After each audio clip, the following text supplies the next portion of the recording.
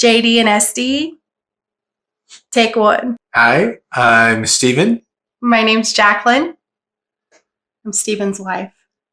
We met about 8 years ago. Sounds about right. One of our local watering holes, and It was a dive bar. yeah, somebody was sitting at the bar. I was smiling at you. Yeah. The rest is history. Steven comes from a large family, and I know that he had the desire to become a parent. I actually happened to see a doctor, and she noticed that one of my markers on my blood work came back high. Once she knew what she was looking at, everything lined up with me having a classic case of PCOS. I had the cysts on my ovaries. I had elevated DHEAS. I had anxiety, depression, weight gain, hirsutism, all of that stuff. So that was a devastating diagnosis for me. I remember crying in the room when I got the ultrasound done. I was devastated, and at the same time, I was also relieved because sometimes you just feel kind of crazy, like you don't know what's going on with your body. And until you get that diagnosis, you're just kind of left with your own thoughts and kind of wondering what's wrong with your body. Why do you feel so broken? It wasn't until we actually started trying different fertility medications to help me ovulate that we realized that there may be something else in the equation that wasn't adding up. It's something that never occurred to me that it may be something that I also had infertility issues. I had heard from a couple of my infertility groups that some people had their partners checked out, and I didn't know what that entailed actually. I think it was about 2 years in that you mentioned it. You said, hey, is this something that you've ever thought of? And it was honestly something I had never thought of. Because like you mentioned earlier, I come from a large family, and both of my parents come from large families as well, 10 plus children. So when you mentioned it, I thought, oh, that's crazy. Like, I wouldn't think that would be a thing. But Lisa said, well, might as well get tested. It doesn't hurt to be tested. We knew nothing about having a sperm analysis done at the time. I knew nothing about male fertility, really. So I kind of just took to Google, and I was, looking up ways to check. We actually went and bought a drugstore test. We did the test, and it was one of those things where I hadn't imagined it would be anything. And then when it came back negative, that was the moment that I started wondering, well, shoot, maybe I do have issues. Maybe I do have a problem. You were just kind of shocked. You got really quiet, and I remember curling up on your lap on the couch, and I was just in tears because we were just blown away by the possibility of him having fertility issues as well. It was just, we never even thought that was a possibility. After I did the at-home tests, we went on to ask a doctor about it. It confirmed what we were afraid of, that several of my parameters were low, some were extremely low. I do, in fact, have fertility issues. Just hearing the confirmation that something's wrong with you and that your worst fears have been confirmed, that's kind of an indescribable feeling.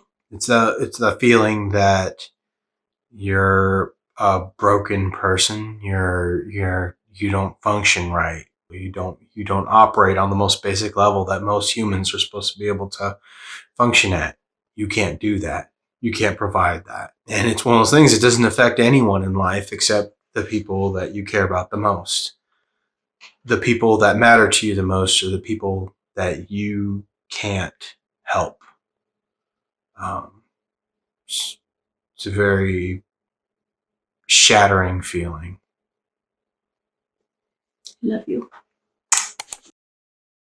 So we've tried a lot of different things. We're keeping a tally now, and I think we're up to 23 doctors that we've seen between the two of us. You've tried a round of Clomid. I've also tried letrozole. We've tried different supplements and herbs. We've tried maca. I did the matcha. Maca. However it's pronounced. We like matcha too. You tried there was a vitamin that you tried. It was a fertility supplement. It was basically just a combination of B vitamins that was supposed to improve your parameters. Currently, I'm taking the Legacy supplement, which is Our male fertility supplement. I'm almost finished with the course of that. So, or 3 months. Everything we do for me is always a 3 month stretch for sperm health. Spermatogenesis takes 3 months. Spermatogenesis. Both of us have lost a significant amount of weight since we started this. We do eat considerably healthier than when we started this journey. We try to incorporate some sort of physical activity every day. I've tried to improve my sleep cycle. I worked night shift for around 12 years, so started working day shift this past year. So that's something that I feel like it helps me make sure that I'm getting the right amount of sleep every night at a fairly consistent time. Also allows for him to be home at night, which is better for timing things.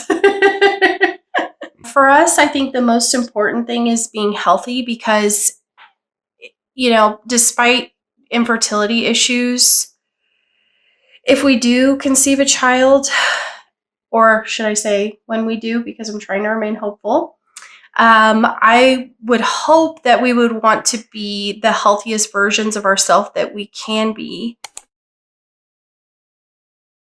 In a few words, I think infertility could be described as heartbreaking, lonely,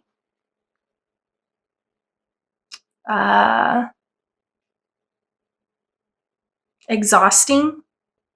Yeah, I think that's probably it. What I wish other people knew about the experience of infertility is that there are times where you're going to feel like you're a broken human being. You're going to feel like you're less than other people because you don't have the ability to procreate. And that's something that I feel like before I had my infertility diagnosis, I took for granted. And I thought that I would always be able to have as many children as I wanted. And if there's anything that I could tell people, it's that you're not less of a human just because you're infertile. You just have a different story to tell, that's all. And I would say just be patient. Patient with yourself, or if it's your spouse, patient with them. They're going through something pretty dramatic, pretty tumultuous. I don't know what the word is there. But traumatic. Yeah, it's traumatic. Sometimes they'll know what they want from you and how they want you to act. Other times they won't know. And just being patient with them, letting them figure it out, and being there for them through that time. That's what makes the difference. Because if you're there for them through that time, they will get there. They'll figure it out, and they'll know that you have their back. Yeah. Yeah. If you have a friend or loved one that has infertility, there are a couple of things that are very important. And I think the number one thing is asking them how they're doing and if they're okay. And if you're close enough to that person, when they tell you they're okay, to ask them, but are you really okay? Is there anything on your heart or on your mind that you want to talk about? Just reassuring them that you're willing to lend an ear or a shoulder or drive them to a doctor's appointment or to take them to lunch and kind of listen to their woes, or send them a card once in a while that just says, hey, I'm thinking about you. Little things like that go a long way. And this is a tough one to navigate, but there's always the dreaded surprise pregnancy announcement. People with infertility, I feel like for the most part, want to share in other people's joy. They are not going to be upset that you're pregnant. Don't surprise them if you can help it, though. I know that that's kind of a touchy subject, but if you can give them a heads up at all and just ask them to keep it a secret until you announce, I think that also goes a long way. Just so that they can prepare their heart and their head and kind of catch up with things and be prepared for it. always just, just offering an ear. That's the biggest thing.